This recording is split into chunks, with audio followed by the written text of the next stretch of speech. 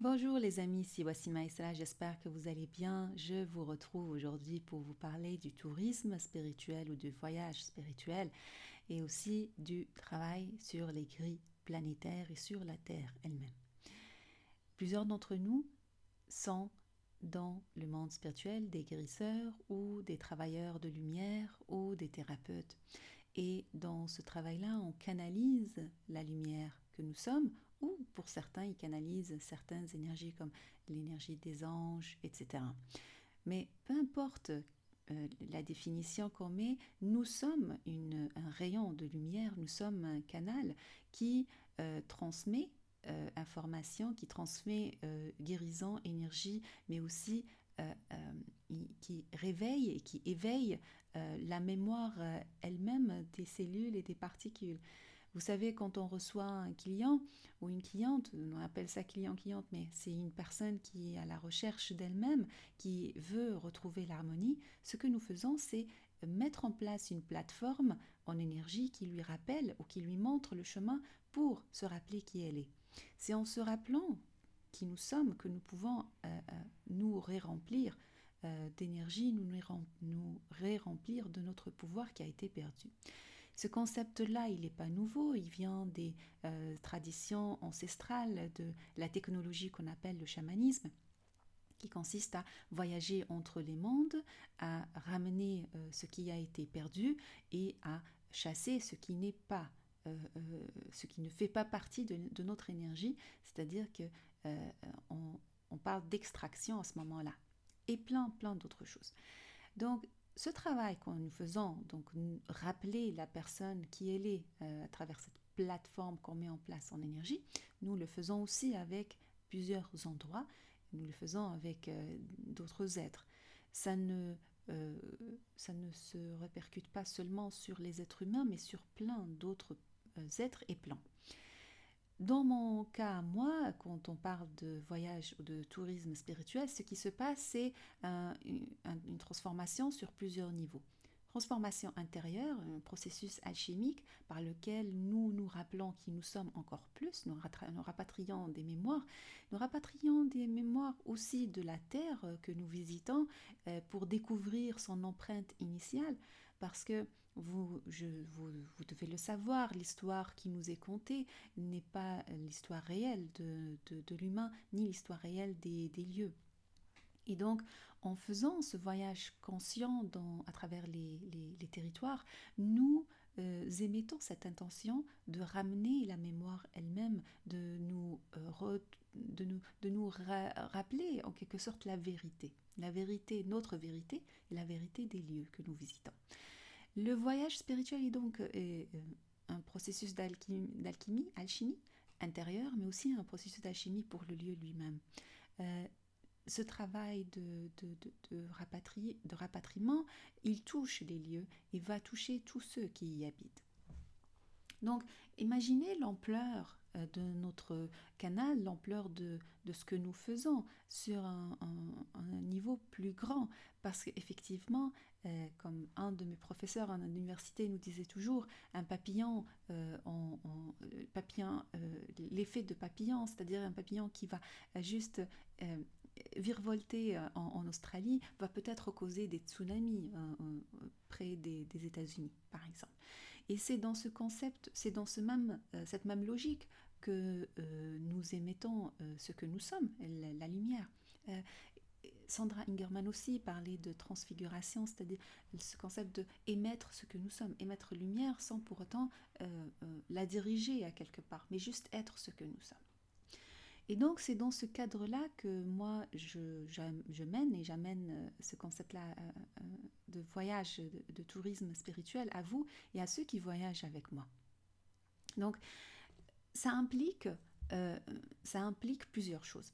La première chose, c'est de cultiver et avoir confiance en votre guidance et en votre mission.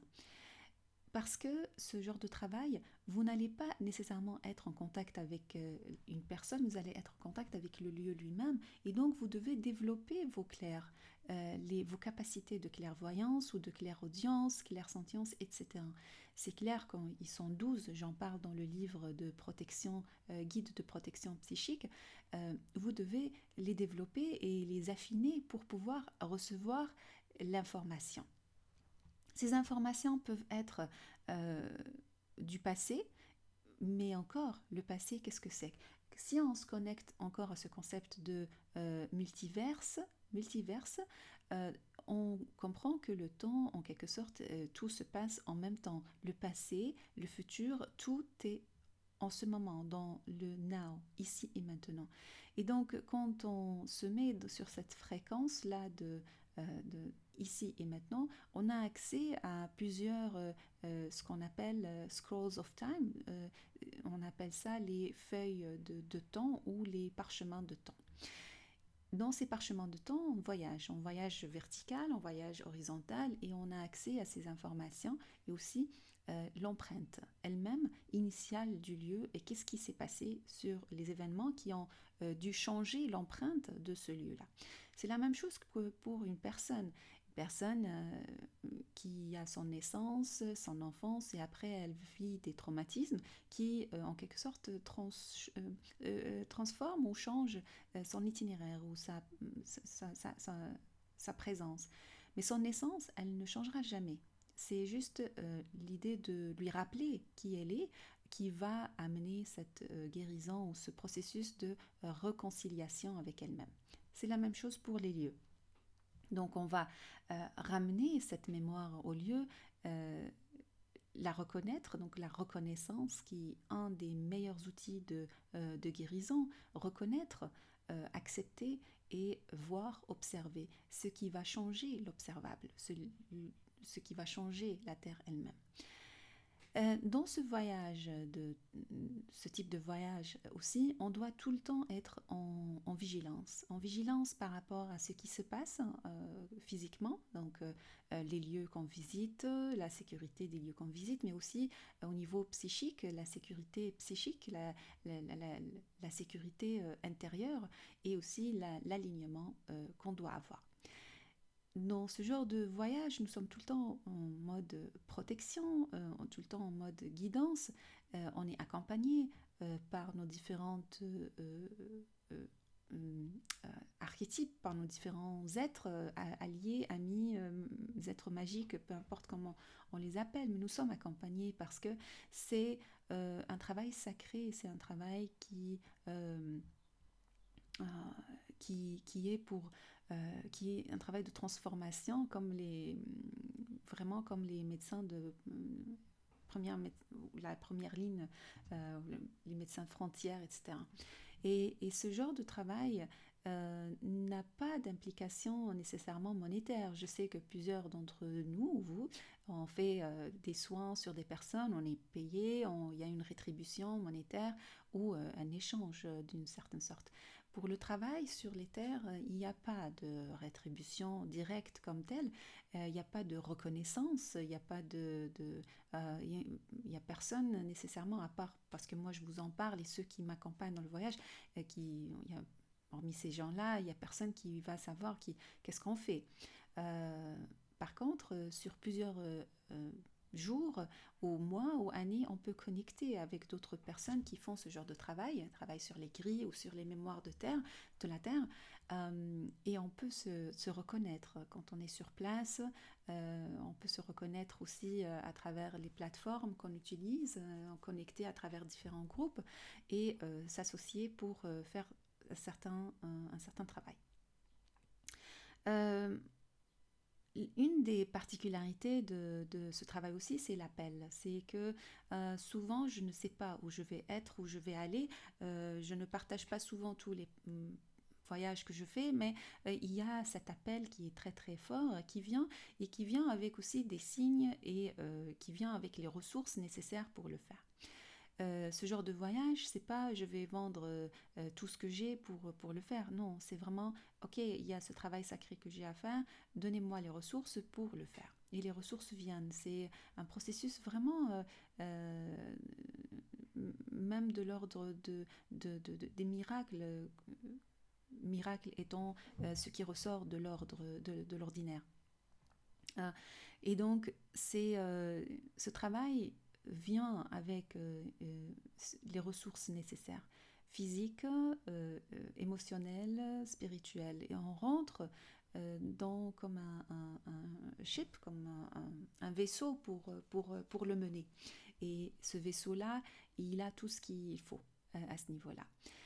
Par contre, notre rôle, comme j'ai dit encore, c'est de rester aligné, c'est d'être aware, donc en conscience, être conscient de ce qui nous traverse, des mémoires qui se font et aussi de l'alchimie qui se fait à travers notre canal. Parce que nous sommes des êtres alchimiques et donc il y a une transformation, transmutation qui se fait à travers nous, de ce qu'on ressent dans les lieux, etc.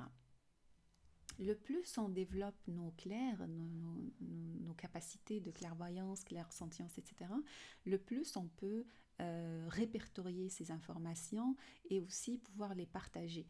Parce que euh, euh, ces informations, et souvent ces informations qu'on peut partager par la suite, pas toujours sur place, par la suite, vont permettre aux habitants des lieux, mais aussi à ceux qui sont dans la recherche historique, archéologique et tout ça, de connecter connect the dots, c'est-à-dire de faire la connexion entre les lieux, entre certains points de l'histoire, etc. Mais aussi, il y a, à travers les lieux qu'on traverse, il y a des lieux magiques avec lesquels on va connecter, mais il y a aussi des lieux dangereux, pas nécessairement physiquement, mais dangereux sur le plan énergétique. Et à ce moment-là, il faut toujours être guidé, il faut toujours être à l'écoute. Est-ce qu'on y va ou pas? Est-ce qu'on a les ressources nécessaires pour y aller ou pas? Quand on fait ce genre de voyage, on doit enlever toute sorte de limitation mentale ou limitation dans le sens il faut que je planifie tout, il faut que ce soit comme ça, il faut que je réserve tous les hôtels d'avance, etc. Il y a comme une sorte de... Il faut être avec le flow, il faut aller avec le flow, il faut être flexible. Flexible par rapport au changement. Souvent, je passais par des endroits et quand le travail était fait, c'est fini. Je peux pas, même si j'ai réservé pour 4 jours, c'est fini, c'est fini. Il faut que je passe à autre chose. Il faut que je change. Donc, il y a des plans qui vont changer. Il y a même parfois, vous allez le percevoir sur le plan physique comme perte financière, mais ça ne l'est pas. C'est parce que les ressources sont là, les ressources sont venues pour que vous puissiez faire ce type de travail. Euh, Parfois c'est le contraire, hein. Parfois on pense aller à un endroit pour une journée et là non, il faut y rester plus longtemps. Euh, et donc il faut être flexible. Flexible et aussi collaborer avec des gens qui acceptent ce genre de flexibilité. Vous ne pouvez pas aller en voyage avec des personnes qui sont vraiment dans la planification à la minute près et à remplir sur le voyage. Au contraire, il faut laisser votre voyage presque vide, en quelque sorte. Vous allez avoir de la guidance pour certaines dates, pour certains points à visiter à certains moments spécifiques, parce que les dates, c'est aussi, ça rentre dedans. Mais hormis ça, il faut que vous laissiez libre pour explorer, pour visiter, pour euh, sauter sur les vagues qui vont venir. L'autre aspect aussi, c'est sûr que pour les documents de voyage, il faut planifier. Pour certains pays, il faut avoir les visas, etc. Et donc, ça, à ce niveau-là, il faut planifier. Parce que, admettons, pour la Turquie, on a besoin d'un visa et heureusement, ce visa-là, il est rapide à délivrer. Mais si vous avez des passeports qui puissent vous permettre voilà, de voyager dans plusieurs endroits, si vous avez plusieurs passeports en même temps, vous pouvez les amener parce que vous ne savez toujours pas et jamais où vous allez dans la prochaine étape. Donc, les documents de voyage amènent cette facilité et accessibilité à certains territoires, mais aussi si vous êtes guidé à aller à un endroit, par exemple comme pour l'Égypte où on va aller, là le visa, on doit avoir un visa, mais ça sera délivré sur place pour certains, etc. Mais il y a une forme de planification qui se fait d'avance, donc demandez de la guidance par rapport à ça. Le voyage spirituel demande aussi une certaine flexibilité au niveau des vêtements. Je vais vous montrer ça dans la partie qui suit. Mais aussi, il faut être dans le côté qu'est-ce que je laisse comme empreinte. Qu'est-ce que je laisse comme empreinte là où je visite.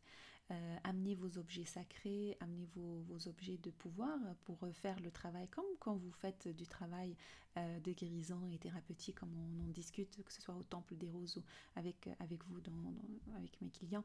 Et donc, il faut que vous ayez vos outils de guérison avec vous. S'il y a une légèreté, que je vous demande de la légèreté dans les vêtements, mais n'ayez pas de la légèreté dans vos outils de travail, parce que c'est du travail de guérison. Pour ceux qui font du travail chamanique, vous pouvez avoir votre tambour, vos objets de pouvoir, vos objets de divination, etc. Euh, Il y a aussi quelque chose de super important dans le voyage spirituel, ça j'en parle plus dans le Temple des Roses et les initiations que je fais, c'est de rester aligné, comment se protéger, comment aligner comment aussi protéger son corps, parce que le corps est le véhicule avec lequel nous voyageons. C'est pas comme les voyages spirituels que nous faisons dans nos méditations et voyages chamaniques. Nous avons besoin surtout de notre capacité de voler, mais ces voyages de tourisme spirituel, on a besoin de notre corps physique, et donc il participe et il est notre véhicule, et on doit en prendre soin.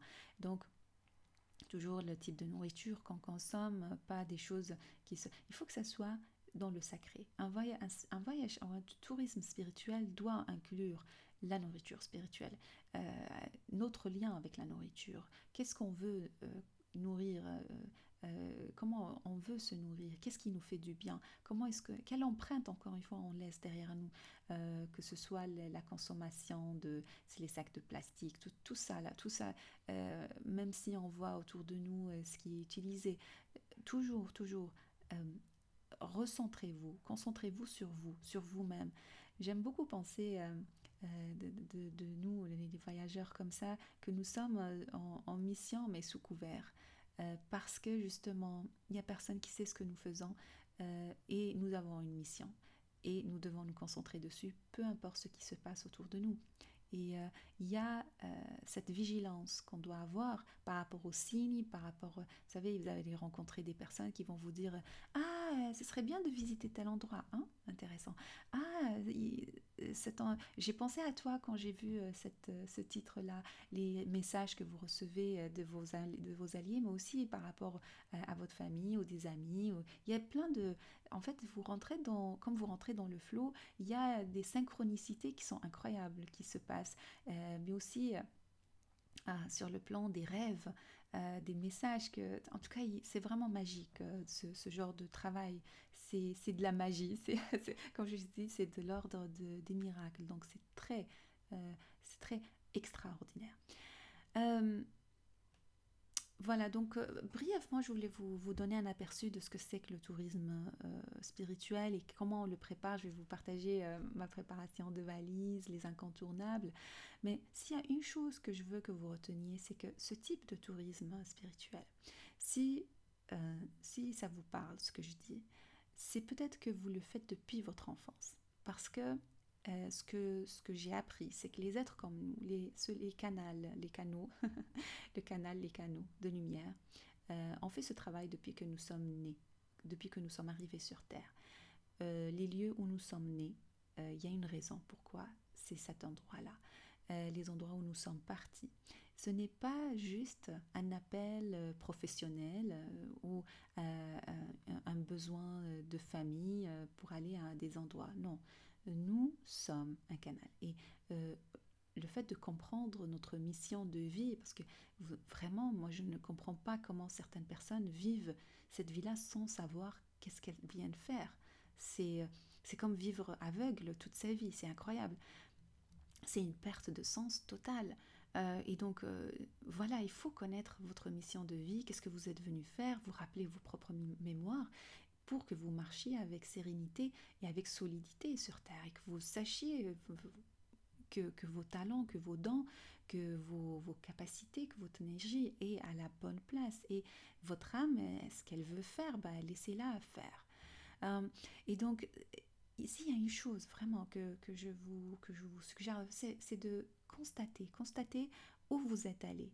Qu'est-ce qui s'est passé aussi, ça c'est très intéressant, qu'est-ce qui s'est passé à ces endroits-là après votre passage?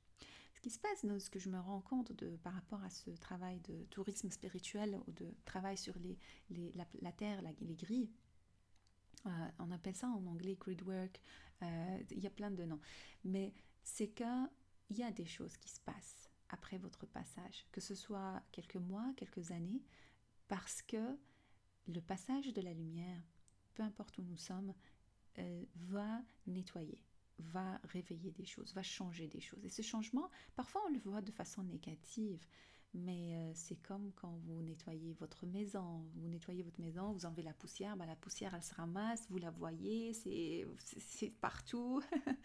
Et là vous vous dites, ok, mais qu'est-ce que j'ai fait? Est-ce que j'ai bien fait ce que je faisais? Mais oui, faites confiance à ce que vous êtes, faites confiance à ce que vous véhiculez comme être.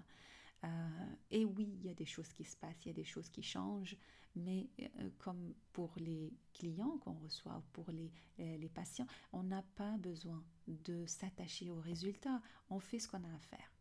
Point. À la ligne. Et on continue. Euh, et c'est pour ça que je vous dis, mes amis, euh, rappelez-vous qui vous êtes. Connectez-vous à votre essence. Nous, c'est ça qu'on fait au Temple des Roses. On se reconnecte à notre essence et on plonge dedans et on ramène, et on ramène, et on ramène des mémoires qui consolident notre présence. Et vous allez vous rendre compte que votre empreinte, votre impact, il n'inclut pas juste une personne. C'est au niveau planétaire, les amis. C'est au niveau cosmique. C'est un niveau que vous n'imaginez pas. Parce que vous vous autorisez à être ce que vous êtes. C'est ça la clé, c'est que vous autorisez votre essence à se manifester sur Terre et à bouger sur Terre, à être et à voler sur Terre. Et donc voilà, quelle est la prochaine destination qui vous appelle? Qu'est-ce qui résonne, qu'est-ce qui rayonne de vous là en ce moment? Quelles sont les mémoires qui vous visitent? Je sais qu'il y en a plusieurs, en tout cas des sœurs et des frères avec qui je connecte, qui ont des mémoires de l'Égypte, et on y va là bientôt, mais il y a des mémoires qui nous habitent. Plusieurs d'entre nous se connaissent, se reconnaissent, parce que nous avons un parcours à faire ensemble, et nous avons fait un parcours ensemble. Mais encore une fois, le temps, notre conception du temps est erronée. J'aime bien rappeler que nous sommes comme dans un programme informatique. Rappelez-vous le film Matrix. Nous sommes dans un programme. Et ce programme-là, il nous dit, ok, le temps linéaire, mais le temps, il n'est pas linéaire. Tout se passe là en ce moment. Et quand vous faites ce genre de travail de tourisme spirituel, vous transformez ce qu'on appelle passé et futur. En fait, c'est vraiment une ascension, c'est la vraie ascension, ce qui se passe. Donc voilà brièvement ce que je voulais vous partager par rapport au voyage spirituel. Je vous ajoute une autre vidéo de comment je prépare, mais vraiment brièvement parce que ça prend plus de temps des fois, de comment je prépare ma valise, c'est quoi les incontournables, des petites idées comme ça, si vous aussi vous avez un voyage à mener. Alors, je vous souhaite un bon voyage si vous y allez cet été, ou une belle découverte. J'ai hâte d'entendre vos retours par rapport à ce que je partage là. Et à très bientôt.